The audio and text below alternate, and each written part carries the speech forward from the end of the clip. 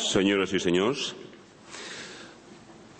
com que de discursos no n'he fet mai i no sé si en sabria, he pensat que els explicaré un conte. El conte va d'un escriptor que sempre parla molt de pressa, en general, i que per aquest motiu sovint s'entrebanca. Doncs aquest escriptor un dia li proposen de fer el discurs inicial de la Fira del Llibre de Frankfurt, l'any que la cultura catalana n'és la convidada. Abans d'acceptar l'encàrrec, l'escriptor en qüestió, que és català i per tant un gat escaldat, dubta. Pensa, i ara què faig? Accepto la invitació, no l'accepto, busco alguna excusa amable i la declino?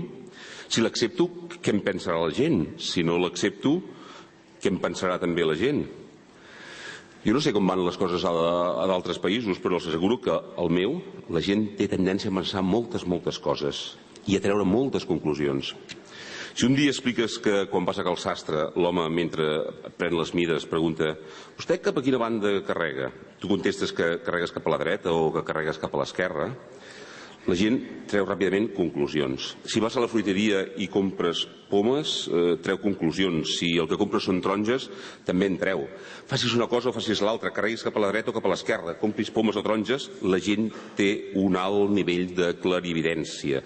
La gent és molt perspicaç, sempre dedueix coses, fins i tot ciutats que no són a cap mena de mapa. Si fas un pas endavant, malament per no haver-te quedat quiet. Si et quedes quiet, malament per no haver avançat. Però passa que l'escriptor en qüestió creu que no ha de demanar perdó a ningú per sentir-se part de la cultura que precisament aquell any han convidat a Frankfurt. De manera que diu, doncs, decideix acceptar. És evident que no li proposaran pas fer aquest protocol·lari discurs inicial l'any que la cultura convidada a la Fira de Frankfurt sigui la cultura turca, la cultura vietnamesa o la cultura ngandunga.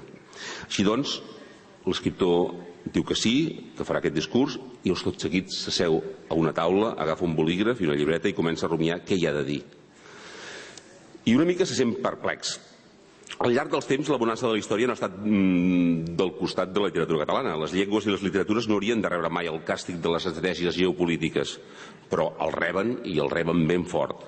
Per això el sorprèn que un muntatge com aquest, la Fira de Frankfurt, dedicada a la gran glòria de la indústria editorial, hagi decidit convidar una cultura amb una literatura desestructurada, repartida entre diversos estats, en cap dels quals és llengua realment oficial, encara que n'hi hagi un i mig que ho proclamin, sempre i quan, clar, aquesta proclamació de que és una llengua oficial no molesti els turistes, ni els esquiadors de pas, ni els repartidors de votar. Per això té dubtes a l'hora a propòsit d'aquesta invitació a Frankfurt. De cop i volta el món s'ha tornat magnànim amb ells, amb els catalans, quan n'hi ha tants que els volen perpètuament perifèrics. Recorda més que en un altre muntatge literari més nòrdic i bastant més pompós, ara fa poc més d'un segle, això va ser el 1904, el jurat del Premi Nobel de Literatura va premiar Frederic Mistral. Cal aclarir que Frederic Mistral no era català, era occità. Però la referència serveix no sols perquè alguns catalans i alguns occitans se senten a prop, sinó perquè el premi va molestar tant els puristes de la nació-estat, soyez propre, parlez français, que mai més a la vida cap literatura sense estat ha tornat a tenir un Premi Nobel. Es va acabar per sempre. A més de la sensació de perplexitat, aleshores el personatge del nostre conte té una sensació de justícia. Potser justícia no és la paraula exacta, però també li fa mandra buscar-ne una altra. Alguna cosa semblant. Tot i que, com s'ha dit, els catalans els avatars polítics ens han anat d'una manera que no convida gaires alegries, la literatura catalana és clarament una de les pedres fundacionals de la cultura europea.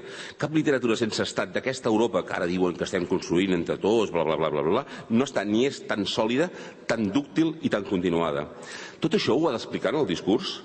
Potser podria començar dient que la potència inicial que va fer que la literatura catalana tingués lloc preferent a Europa durant l'edat mitjana neix de Ramon Llull, Raimundus Lullus, Raimundo Lulio, Ramon Llull, Ramon Lulí, com els agradi més a tots vostès. Ramon Llull era filòsof, era narrador i era poeta, era mallorquí. D'aquesta Mallorca avui és esdevinguda un Bundesland geriàtrico-turístic alemany. Nascut molt abans que els tour operators, els avions de baix cost i la balearització dictessin les normes de vida d'aquelles costes, centenis abans de l'arribada de Boris Becker i de Claudia Schiffer, en ple segle XIII, Ramon Llull va estructurar una llengua travada i rigorosa, la mateixa llengua en què de manera vibrant i corrompuda encara parlem i escrivim ara. Però clar, l'escriptor aquest té altres dubtes. Ja que ha de parlar a Frankfurt, no hauria de venir amb detalls que poguessin interessar als germanoparlants per si s'avorreixen una mica mentre ell va xerrant? Hauria d'esmentar l'arxiduc Lluís Salvador d'Àustria-Toscana, s'arxiduc? Hauria d'esmentar el senyor Dam i el senyor Moritz, fundadors d'algunes de les marques de cervesa que els catalans encara bevem? És evident que, és clar, si ho fes li diríem frívol. Però clar, això encara li encantaria i això encara l'impel·leix més a fer-ho. Ja posats podria esmentar el senyor Otto Schutz, gran oftalmòleg, diplomat a Espanya i a Alemanya, que ha acabat donant nom a una esplèndida discoteca de Barcelona. Jo no sé si van a Barcelona sovint, però si hi van, vagin a la discoteca Otto Schutz. Doncs el senyor Otto Schutz era un oftalmòleg que es guanyava la vida graduant la vista de molts barcelonins, per exemple, d'alguns membres de la família del poeta Carles Riba, segons es desprèn del que el seu net, Pau Riba, que també poeta i a més músic, diu el text que acompanya el disc Dioptria. Tampoc no sap si hauria de citar els grans noms que han configurat el fil literari que ens du fins avui. Bernat Meix, J.B. Foix, Narcís Oller, Anselm Turmeda, Joan Brossa, Joan de Martorell, Llorenç Vilallonga, Jordi de Sant Jordi, Jaume Roig, Josep Carner, Jacint Verdaguer, Santiago Rossinyol, Isabel de Villena, Josep Maria de Sagarra, Joan Maragall, Eugeni Tor, Josep Pla, Joan Sales, Mercè Rodoreda. O potser no seria no citar-ne cap nom. Perquè clar, citar tots aquests escriptors, la majoria desconeguts pel món literari que es belluga per Frankfurt, no farà que els assistents a la cerimònia d'obertura de la Fira del Llibre s'avorreixin de sentir noms que els sonen poc, no farà que mirin el rellotge i diguin, hosti, quin rotllo aquest home. Per això, doncs, decideix que no dirà cap nom, tot i que de fet ja els hagi dit tots en aquest mateix procés de descriure els dubtes sobre si els ha de dir o no. A més, clar, segons s'ha llegit, a la mateixa Fira del Llibre hi haurà instal·lada una exposició que parlava d'això, la lectura catalana, amb la història, totes aquestes coses. Encara que, siguem sincers, quantes de les persones que assisteixin a aquest acte inaugural després visitaran aquesta exposició amb un interès que no sigui merament protocol·lari perquè toca anar-hi?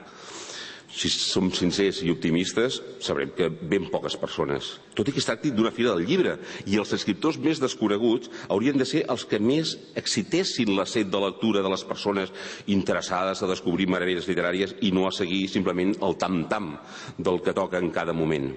Però que aquest home, com més hi rumia, menys claveu com hauria de ser el discurs. És un escriptor, els escriptors són gent bastant malalta, bastant amb un cervell complicat.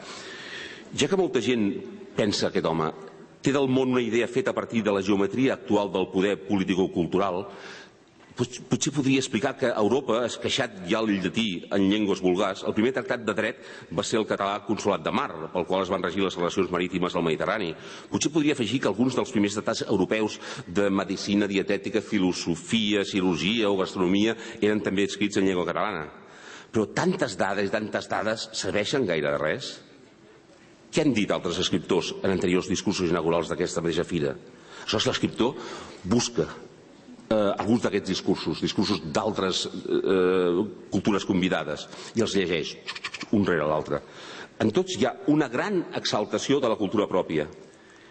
I veu clar que sempre, a qui no pertany a la cultura exaltada, tots aquests discursos d'exaltació de la cultura pròpia li sonen distants, com el remor de l'aigua que va riu avall, sense que ningú hi pari cap mena d'atenció.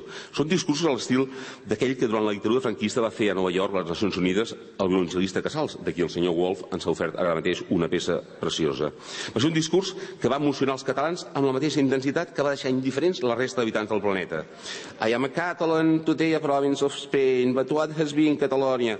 Soc català, Catalunya avui és la província d'Espanya, però què ha estat Catalunya? Catalunya ha estat la nació més gran del món, us explicaré per què. Catalunya va tenir el primer Parlament, molt abans que Anglaterra. Catalunya va tenir les primeres Nacions Unides. També veu que altres escriptors que han fet discursos inicials d'aquests, la Fira del Llibre, intercalen poemes. Un poema sempre queda bé, hi ha cosa aquella que rimen i té un to com de dir, hosti, aquest home és un home llegit, sap de què va la cosa. Llavors pensa, potser ell també ho faci. Per exemple, podria llegir aquell treball-llengua que un dia, en una fenomenal paròdia de discurs militar, va recitar el grandíssim Salvador Dalí, com si fos un poema excels. Una polla xica, pica, pallarica, camatorta i becarica va tenir 6 polls xics, pics, pallarics, camatorts i becarics. Si la polla no hagués sigut xica, pica, pallarica, camatorta i becarica, els 6 polls no haguessin sigut xics, pics, pallarics, camatorts i becarics. De fet, si...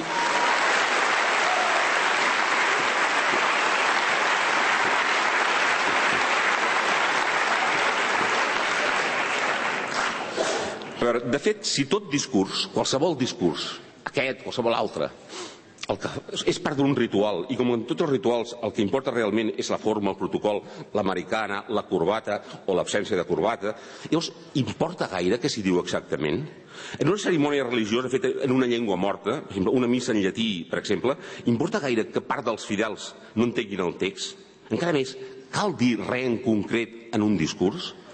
Els polítics són uns grans malabaristes. Això ho podem veure cada dia. Jo imagino que, no sé com va la cosa a Alemanya, però és evident.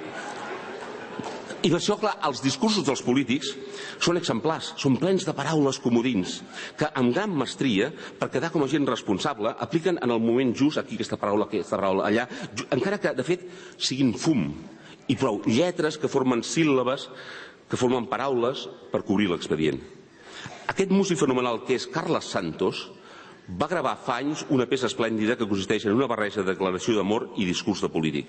És un text on les vacuïtats i les promeses de les declaracions d'amor i dels discursos de polítics han estat substituïdes per una repetició constant de la paraula sargantaneta adobada amb adjectius exaltats. Sargantaneta, s'ha de dir, per aclarir-ho, és el nom de la seva barca de pesca. Aleshores, és una declaració d'amor aquesta barca de pesca, però aprenen també el to d'un discurs militar.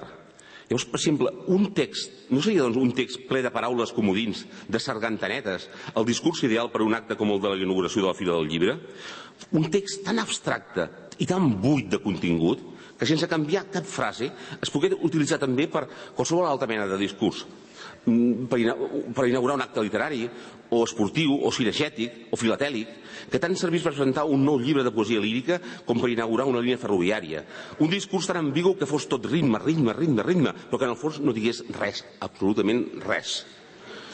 Tot això és el que l'escriptor aquest que sempre parla molt de pressa, que per aquest motiu de vegades s'entrebanca i aquí un dia li proposen de fer el discurs inaugural de la Fira del Llibre de Frankfurt, dubta si ha de dir o no. Clar, també dubta que si ho diu els que l'escolten hi pararan atenció. I dubta també si paren atenció entendran què vol dir. Pensa també que, de fet, podria dir qualsevol altra cosa, mentre estigués una mica ben muntada, sense que, en el fons, canviés gaire res, si en tota la resta de detalls compleix el cerimonial. La particularitat més important del qual cerimonial és, per cert, el temps. I això sí que ho té clar. Quan arribi als minuts estipulats, que li van encarregar amb una carta molt amable de la Fira del Llibre, llavors ell mirarà el rellotge i dirà, res més, moltes gràcies, bona tarda, das ist alles, vielen Dank, guten Abend.